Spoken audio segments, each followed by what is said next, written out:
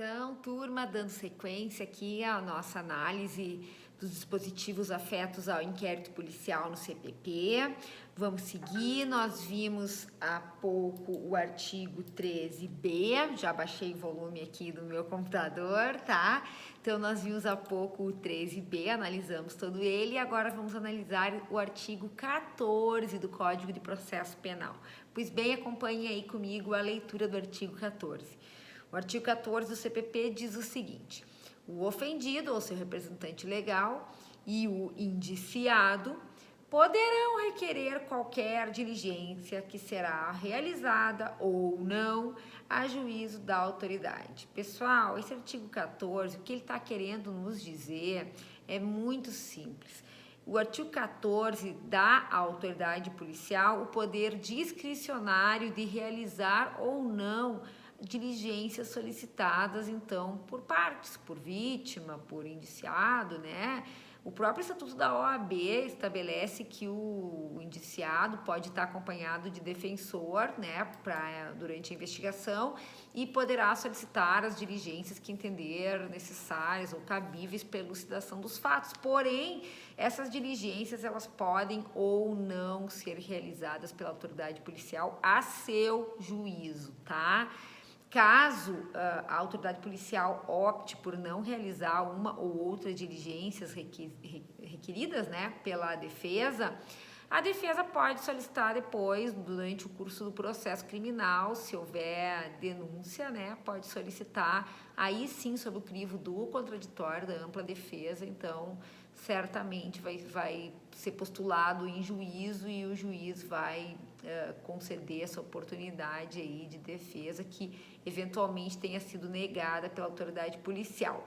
Mas a ideia é que, como o inquérito policial não está sob o abrigo do contraditório da ampla defesa, evidentemente que essa burocratização da investigação não contribui para a elucidação dos crimes. Portanto, a autoridade policial está expressamente autorizada pelo CPP a indeferir diligências, ainda mais quando forem aquelas diligências assim que a gente já conhece, que servem tão somente, exclusivamente para tumultuar, né? Tais como, por exemplo, a oitiva de eventuais testemunhas que residem lá no PQP, né? Lá do outro lado do país, que a polícia vai ter que pedir precatório e nunca vai ser localizada essa testemunha. Eu baixei o volume aqui e voltou a apitar, mas já está resolvido, tá? Então é isso, esse artigo 14 está querendo dizer isso, está querendo dizer não, está dizendo isso textualmente para nós, tá, pessoal? Com relação ao artigo 14A, agora eu preciso fazer uma análise com vocês de um artigo 14A, tá? Que foi inserido no Código de Processo Penal a partir do pacote anticrime, tá? Vamos contextualizar esse dispositivo aí, pessoal. Na década de 90 aí ocorreu umas chacinas aí, dentre elas a chacina do Complexo do Alemão no Rio de Janeiro, tá? Foi o caso da favela Nova Brasília. E o Estado brasileiro foi condenado pela Corte Interamericana de Direitos Humanos, tá? E nessa condenação aí o Brasil foi condenado a basicamente duas coisas, tá? Primeira, estabelecer mecanismos de repressão mais eficaz a hipóteses envolvendo o uso da força policial, tá? Que foi o caso lá da chacina do Complexo do Alemão.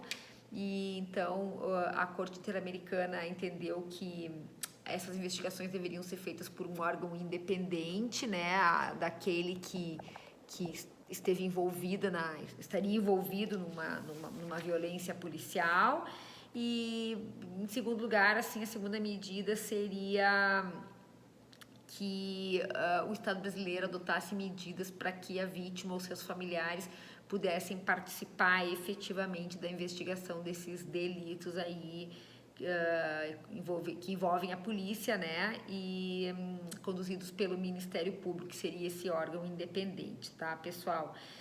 O que aconteceu? Houve um movimento aí no Congresso Nacional, no Senado Federal, houve alguns projetos de lei, entre eles o projeto de lei 135/18, tá? Delegando a investigação ao MP. teve uma resolução também, resolução 129/15 do Conselho Nacional do Ministério Público, tá? Para que o Ministério Público exercitasse um controle externo mais efetivo na investigação desses casos, tá? Mas esse projeto de lei aí não avançou e, pelo contrário, agora com o projeto anticrime, o que aconteceu foi que, como vocês vão ver agora a partir da leitura do artigo 14, vítimas e seus familiares foram completamente ignorados, tá? Não há participação efetiva e formal nenhuma das vítimas nesse tipo de investigação ou dos seus familiares, tá? Envolvendo policiais militares ou civis e uso de força letal, força letal, né? Pelas polícias, tá? E além disso foi criado uma forma de burocratização ainda maior da investigação através da possibilidade de acompanhamento por defensor já na investigação. Mas vamos analisar o dispositivo e daí a gente volta a falar dele, tá? Então acompanhe a leitura aí do artigo 14A do CPP, tá? Nos casos em que servidores vinculados às instituições dispostas no 144 da Constituição Federal, vocês já sabem quem são eles, querem relembrar? Vamos relembrar aqui, artigo 144 da Constituição Federal. O que diz lá o 144 da Constituição? A segurança pública, dever do Estado, direito e responsabilidade de todos, é exercida para a preservação da ordem pública e da incolumidade das pessoas e do patrimônio através dos seguintes órgãos. Vamos lá. PF, PRF, PFF, Polícia Civil, Polícia Militar e Corpo de Bombeiros Militares, Polícias Penais Federais, Estaduais e Distritais, tá? Então, essas seis forças de segurança pública aí e as polícias penais federais, estaduais e distritais foram criadas pela emenda 104 agora de 2019, tá, pessoal? É novidade, então tem que dar uma olhadinha aí, atualizar a Constituição Federal de vocês, por favor. Mas então, essas instituições aí dispostas no 144, quando figurarem, os agentes que pertencem a essas instituições, quando figurarem como investigados em inquéritos policiais militares e demais procedimentos extrajudiciais, cujo objeto for a investigação de fatos relacionados ao uso da força letal praticados no exercício profissional, como forma consumada ou tentada, incluindo as situações do artigo 23 do Código Penal. Gente, quais são as situações do 23 do Código Penal? Do Código Penal? São as excludentes de ilicitude. Então, inclusive, nos casos envolvendo excludentes de ilicitude, necessidade, legítima defesa, estrito cumprimento do dever legal, o exercício regular de um direito. Então, quando esses agentes do 144 estiverem envolvidos num caso relacionado com o uso da força letal, mesmo que em hipótese de excludente de ilicitude, o indiciado poderá constituir defensor. É isso que está escrito no artigo 14A. O que vocês entenderam disso, pessoal? Me digam. Vocês não estão se perguntando, tá, mas e qual é a novidade? A qualquer pessoa não é possibilitada a chance, né, não há possibilidade de constituir defensor? Não é isso que a gente viu até agora? Que qualquer pessoa investigada pode constituir defensor?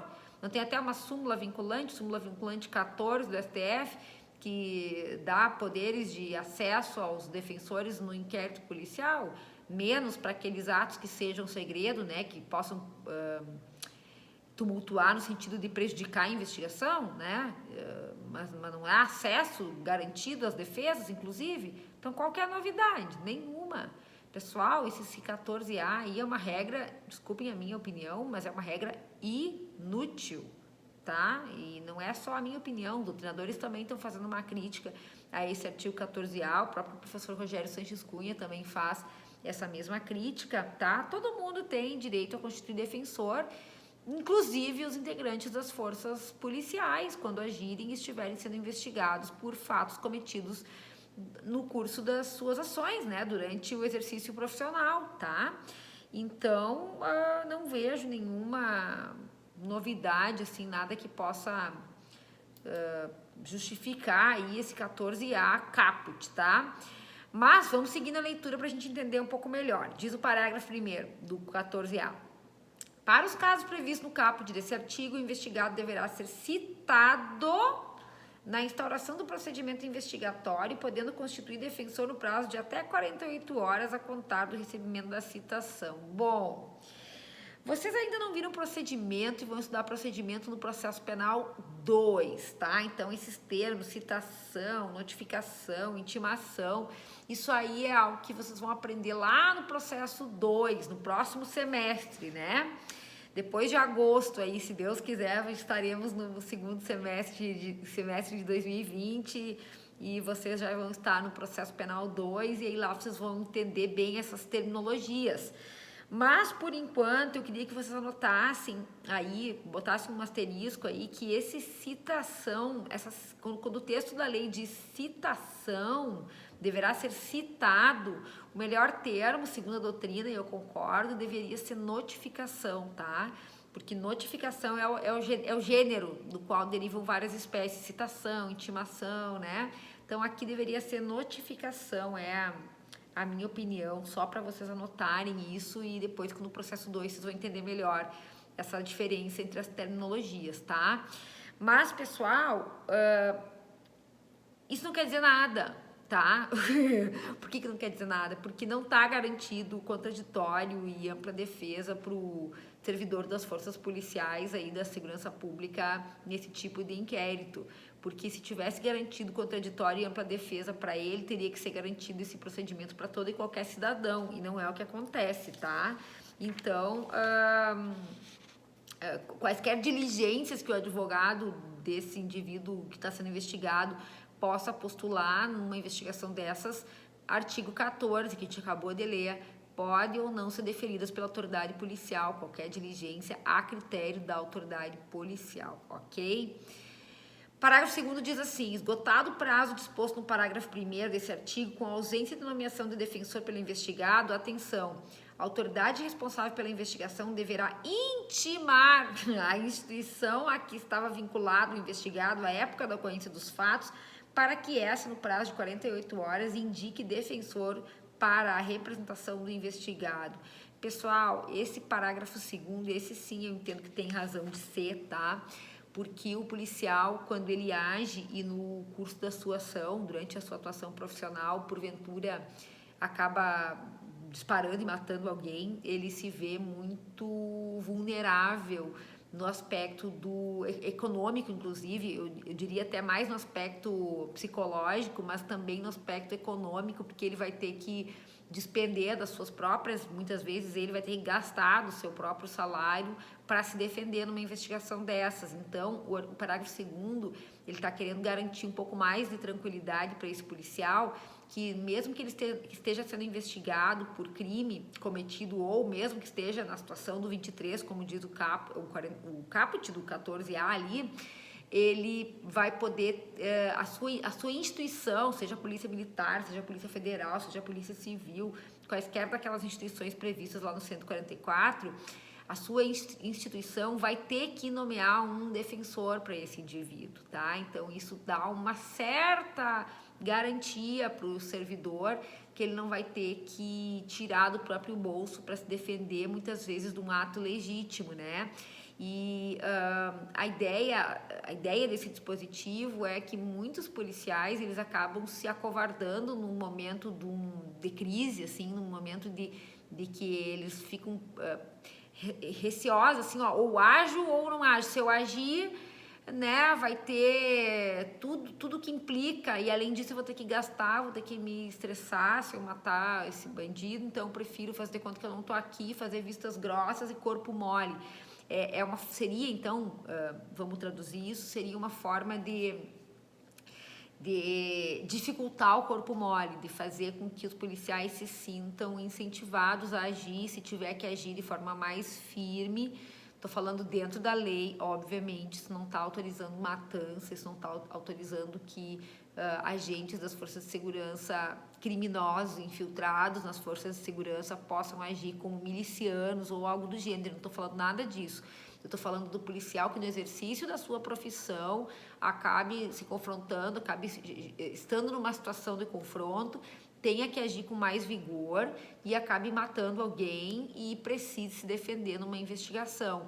Então, a sua instituição vai ser intimada para poder indicar um defensor para esse indivíduo no prazo de 48 horas, tá? E o parágrafo 6º estende essas disposições também para os indivíduos, servidores militares, estipulados lá no 142 da Constituição Federal, tá, pessoal? Então, esse 14A, ele veio como uma espécie de uma garantia, tá, para os servidores das forças policiais aí, de que quando eles tiverem que agir de uma maneira mais firme, pelo menos a questão do pagamento dos advogados, né, vai ter que ser arcado aí, se eles não tiverem defensor próprio, pelas instituições correlatas, ok?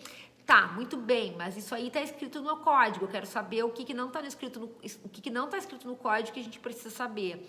O que não está escrito no código que a gente precisa saber é que se isso aí não for observado, vocês já sabem que não há nulidade do inquérito, mas há nulidade no inquérito. Então, os atos praticados sem observância desse dispositivo do 14A, posteriores a esse momento e que não forem observados, esses atos vão ser considerados nulos, tá? Então, a consequência é a nulidade dos atos praticados sem a observância dessa regra aí, disposta, nova regra que veio com o pacote anticrime, que está aí disposta no artigo 14A, ok?